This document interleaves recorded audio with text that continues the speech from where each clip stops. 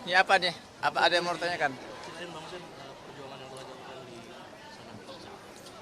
Baik, Bismillahirrahmanirrahim. Assalamualaikum warahmatullahi wabarakatuh. Alhamdulillah setelah 1 bulan. Alhamdulillah ya Rabbil Alamin.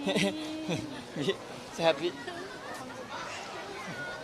Ya, setelah 1 bulan lebih kita meninggalkan tanah air, bergabung bersama Gerakan Global Sumut Flotilla atas nama Delegasi Indonesia, Global Peace Conference Indonesia. Akhirnya kita hari ini kembali.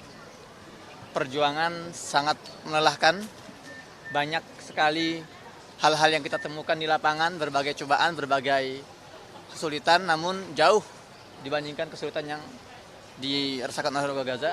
Saya ingin tegaskan, mungkin untuk saat ini, untuk sementara, tugas kami sebagai aktivis Global Sumut Flotilla sudah selesai. Namun, tugas kami sebagai manusia belum selesai. Karena sampai detik ini, masih ada genosida terjadi di sana. GSF, Global Sumut Flotilla, adalah satu langkah strategis. Kerja-kerja bagus seperti ini tidak ada manfaatnya kalau tidak di follow up dengan kerja-kerja besar lainnya. Maka dari itu kita masih panjang, mari kita skip saja hal-hal seremonial, euforia. Karena sekali lagi saya tekankan bahwa sampai detik ini masih ada saudara kita yang dibom, dilaparkan, dibunuhi. Dan itu adalah PR besar kita.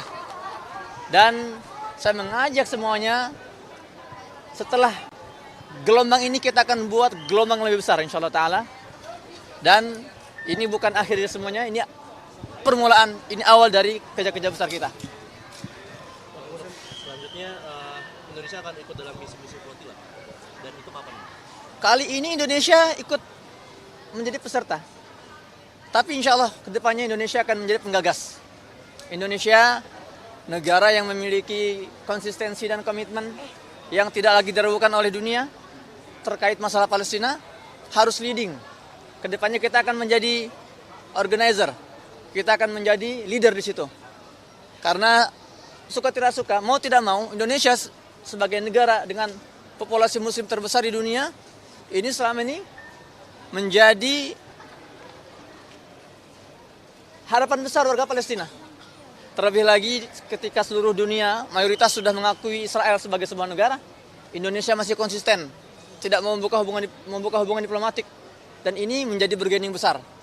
Masyarakat dunia, teman-teman aktivis global yang kami temui di lapangan, mereka sangat berharap ke depannya Indonesia bisa benar-benar mengambil peran yang lebih besar, porsi yang lebih besar, mengingat Indonesia juga dikenal sebagai negara paling dermawan. Selama 7 tahun berturut-turut Indonesia didapuk sebagai negara paling dermawan, terutama masalah Palestina. Maka ya, saya tegaskan lagi, Indonesia dalam misi ke depan tidak hanya ikut serta, namun akan menjadi pemain utama insya Allah. Susan, bisa diceritain nggak sih secara kronologis saat Israel mengintersepsi kapal-kapal dari Global Sumut Flotilla? Ya, jadi kalau saya tidak salah ingat itu tanggal berapa terakhir itu ya? Tanggal 2 ya. Mulai. Jadi tanggal 1 kita sudah berada di sekitar zona kuning. Teman-teman dari berbagai negara, 47 negara yang menaiki 42 kapal, tanggal 1 Oktober setelah mengarungi beberapa wilayah Tunisia, Spanyol, Italia, Yunani, kami tiba di perairan internasional dan masuk zona kuning. Dan saat itu kami sudah memiliki, bukan firasat ya, gambaran akan adanya intercept ketika kita masuk ke zona merah. Dan benar saja terjadi tanggal 2 tepatnya. Akhirnya saat itu kapal-kapal kami dibajak secara ilegal. Dan perlu diingatkan, pembajakan itu terjadi di perairan internasional, bukan di perairan Israel, bukan di perairan Palestina, tapi masih di internasional. Ya jelas ini pelanggaran nyata dan usaha menginjak-injak undang-undang internasional yang disepakati oleh masyarakat dunia. Maka dari situ akhirnya saat itu malam itu jam 8 malam kita mulai diintercept. Kemudian jam 9 mulai tentara Israel naik ke kapal-kapal utama, ya kapal Sirius, kemudian kapal Karma, kemudian kapal Alma, kemudian diikuti pembajakan kapal-kapal lain sampai akhirnya seluruh kapal-kapal yang ikut dalam GSF ini dibajak kecuali 2. Ada 2 kapal yang memang sejak awal sudah diberikan mandat atau tugas oleh teman-teman ofisial untuk menjadi pemantau. Namanya kapal observer. Ada 2 kapal observer, satu namanya Shirin Abu Akla, 2 kapal Summertime Jong Melayu. Summertime Jong Melayu itu kapal yang saya taiki.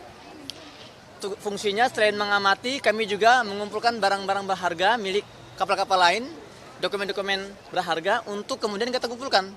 Ini strategi menurut saya inovatif dan tidak ada pada misi-misi sebelumnya, misi Mafi Marmara, misi Medellin, misi Handala.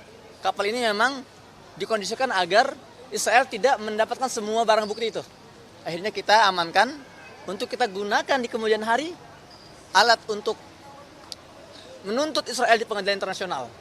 Ya dan itu akhirnya alhamdulillah 2 kapal observer ini bergerak menuju Siprus dan kita tiba di Siprus sekitar kemarin atau 2 hari yang lalu dan kami sempat 1 hari di Siprus dan sebelum akhirnya kita bertolak bukan deportasi ya, namanya itu ya diarahkan oleh pihak imigrasi Siprus untuk ke bandara dan sekarang saya sudah tiba di sini. Ya, bukan diamankan, diculik. Ya, jadi ada sekitar 400 lebih aktivis kemanusiaan dari berbagai negara diculik oleh Israel setelah kapal dibajak. Sebagian ada yang sudah dibebaskan, ya para aktivis dari kalangan parlemen Italia dan beberapa aktivis Eropa sudah dibebaskan. Dan sebagian besar mayoritas dibawa ke satu penjara di wilayah Neqeb yang berjarak hanya 30 km dari Mesir. Semua sudah melaksanakan prosedural dan sudah diadvokasi juga oleh teman-teman dari lembaga hukum namanya Adalah, itu lembaga hukum Palestina. Dengan gercep mereka langsung mengadvokasi teman-teman dan kabar terakhir yang saya dapatkan insya Allah sebagian aktivis tersebut akan dideportasi ke Turki. Kalau tidak salah ada 40 warga negara Turki, aktivis Turki dan juga beberapa warga Malaysia kemungkinan akan dideportasi ke Turki dan sebagian akan dideportasi langsung ke negara masing-masing. Seperti itu. Bantuan sana apa saja yang dibutuhkan? Bantuan? Iya, bantuan maksudnya untuk teman-teman aktivis. Teman-teman Palestina. Oh, kalau bantuan untuk teman-teman Palestina, semua bantuan diperlukan oleh mereka hari ini. Bantuan logistik terutama, susu bayi, dan itu yang kami bawa sebetulnya. Kami gerakan non-violent, kami membawa bantuan kemanusiaan, logistik, dan obat-obatan untuk warga Palestina melalui jalur laut, menembus blokade, ya. Namun sayangnya kapal-kapal kami dibajak. Jadi bantuan apa yang dibutuhkan oleh warga Gaza, semua dibutuhkan. Bantuan advokasi, bantuan hukum, bantuan media, bantuan militer, bahkan itu paling utama sangat dibutuhkan oleh warga Palestina di Gaza hari ini. Ada pesan nggak buat masyarakat Indonesia setelah aksi pesan-pesan untuk rakyat Indonesia? Iya. Sebetulnya saya sangat malu ya melihat kenapa gerakan ini dicetuskan dari teman-teman Barat sebetulnya. Sebenarnya mereka ini masyarakat yang selama ini hidup dalam doktrin bahwa Israel negara yang demokrasi. Mereka hidup dalam doktrin pemerintah mereka bahwa Israel adalah negara yang harus disupport. Namun gerakan ini muncul dari sana. Artinya peristiwa genosida yang terjadi di Gaza 2 tahun terakhir ini membuka hati dan nurani masyarakat dunia di bagian barat, di belahan dunia bagian barat, Eropa, Amerika dan sebagainya. Ya. Sementara di negeri kita memang pahit, tapi harus kita akui, kita tidak semarah mereka. Kalau kemarahan di Eropa, di Barat, mereka berubah menjadi gerakan nyata seperti gerakan GSF ini. Tapi di Indonesia sayang sekali, 2 tahun genosida berlangsung, jangankan nuraninya tersentuh, gerai-gerai restoran yang pro-Zionis itu semakin penuh. Sekarang kembali penuh lagi. Gerakan boikot sudah tidak ada lagi. Ini kan sebuah hal yang miris. Maka PR kita masih panjang. PR kita masih sangat berat sekali. Yang tadi saya bilang, saya sebagai aktivis GSF, sebagai aktivis Global Summit Flotilla, tugas kami sudah selesai untuk gelombang pertama, namun tugas saya sebagai manusia masih panjang. Maka teman-teman di Indonesia, jadikan momen ini sebagai momen pengingat untuk kita semua untuk bergerak lebih serius. Teman-teman politisi, jangan tinggalkan narasi masalah Palestina, karena diamnya kita, pasifnya masyarakat Indonesia hari ini itu telah mencederai identitas kita sebagai bangsa yang dikenal bangsa ketimuran, bangsa beradab, memiliki tenggang rasa yang tinggi. Namun bungkamnya kita terhadap genosida di Palestina ini mempertanyakan sebetulnya apakah layak kita mendapatkan identitas seperti itu. Maka saya mengajak seluruh elemen masyarakat untuk lebih giat kepada para influencer, kepada para tokoh, terutama kepada para ulama. Jangan ubah narasi kita di podium-podium Jumat kita sekarang ini. Jangan ubah pembahasan ke bab-bab yang lain dulu. Fokus genosida kita harus suarakan. Blokade harus kita hentikan karena itu ilegal. Penjajahan harus kita selesaikan. Maka PR kita masih banyak, masih panjang, dan kita harus bersinergi, bersatu padu. Semua elemen masyarakat menunjukkan bahwa Indonesia setia terhadap konstitusi, yang mana disebut dalam konstitusi kita bahwa Indonesia menolak segala jenis penjajahan di atas muka bumi ini. Dan hari ini saya tekankan lagi, masih ada penjajahan yang terjadi di Palestina, dan tugas kita untuk memerdekakan mereka sampai warga Palestina mendapatkan kemerdekaannya. Bang, lagi Bang, terkait dengan ini kan adalah upaya keempat kalinya ya untuk melewati laut blokade Israel. Ada nggak sih evaluasi dan apa saja catatan-catatan dari yang terakhir ini? Ya, banyak sekali.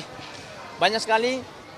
Sebetulnya tugas kami, Global Peace Conference Indonesia, hadir di sana tidak hanya sekedar menjadi peserta, tapi kami mempelajari prosedurnya, kita mempelajari prosesnya, kita mempelajari seluk-beluknya, dan kita belajar banyak. Dan kita juga mendapatkan hal-hal positif dan hal negatifnya. Hal positif kita ambil, hal negatifnya kita akan perbaiki untuk kita gunakan dalam memanage, mengorganize gerakan ini ke depannya.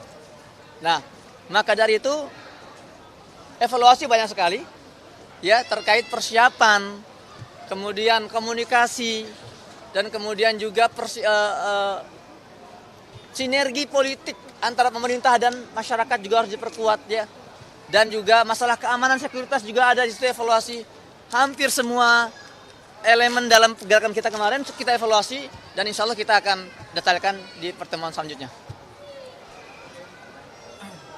Mas, artinya nggak ada senjata ya Mas? Situasi politik di sana nggak ada senjata. Oh, ini bagus ini. Bagaimana kabar terkini dari Gaza? Alhamdulillah kita semua sudah mendengar tadi malam Donald Trump sudah membuat status di salah satu halaman resminya ya, media sosial, bahwa Donald Trump sudah menerima jawaban gerakan Hamas, jawaban atas proposal Trump yang didukung dan disupport oleh negara-negara Arab dan Islam. Artinya apa? Artinya gencatan senjata semakin dekat.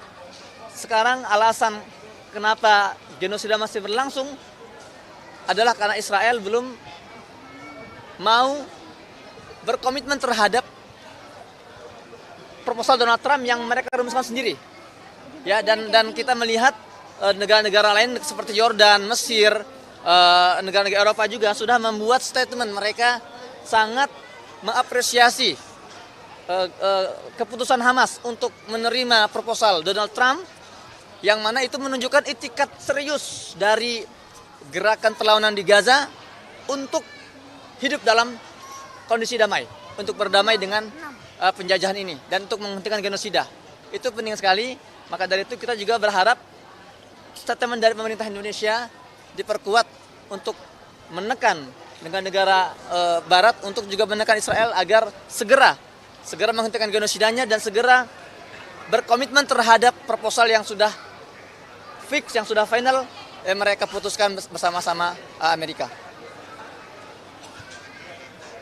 Udah, cukup ya? Terima kasih banyak. Ya, baik.